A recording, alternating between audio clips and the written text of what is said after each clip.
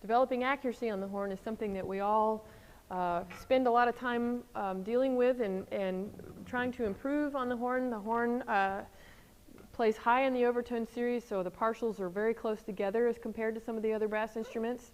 And because of where we are playing in that higher end of the overtone series with the very close partials, our chances of hitting the right note as well as the wrong note are great depending on the circumstances. We of course always want to hit the right note, but sometimes certain things affect that and we hit the wrong note. So we need to think about how we hit the right note. There's basically two really great ways to think about it. One, of course, is to hear the pitch. If I'm playing a song like Twinkle Twinkle Little Star,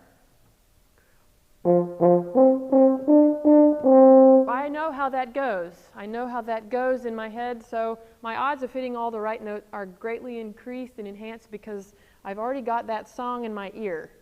So having students spending time learning things very slowly so that they are memorizing how songs sound and where they are throughout the piece of music that they're playing is great. The other very important way to help with accuracy is to feel the note. And the best analogy that I use is Tiger Woods or any other great athlete, or golf. Golf is a really good analogy because when somebody steps up to swing the golf club to hit a ball, there are all kinds of muscles that go into position to have a very accurate product.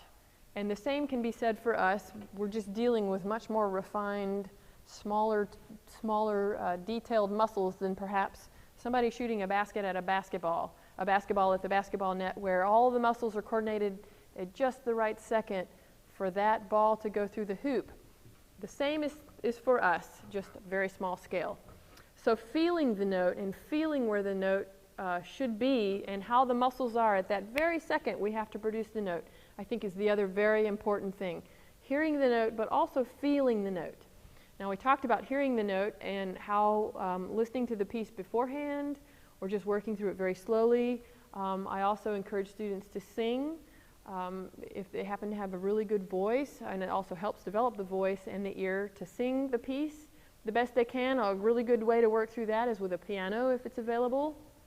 But also, I don't think it's a bad thing to sit with the recording and play along. If you have the music in the recording, play along, and that will help you because you're hearing the accompaniment and all the other things going on and how you fit in.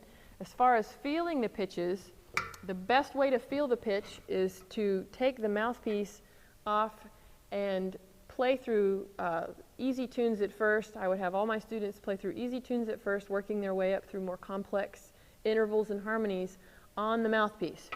So back to Twinkle Twinkle Little Star.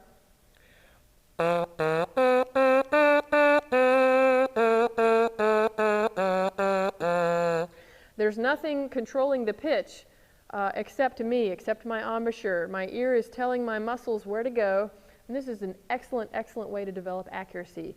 If any song that I happen to have on the horn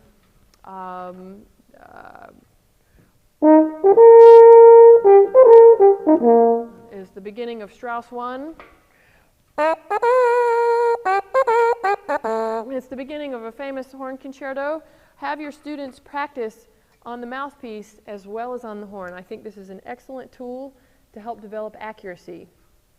Beyond that, other things that will really help develop accuracy for us is just to try to play as much of the range of the instrument as possible in various exercises such as arpeggios, playing your scales, maybe in thirds, and doing open fifths, octaves, anything that challenges you to pick out notes that are a little farther apart from the next note. All the while using good air. Air, of course, is the secret to most of our playing.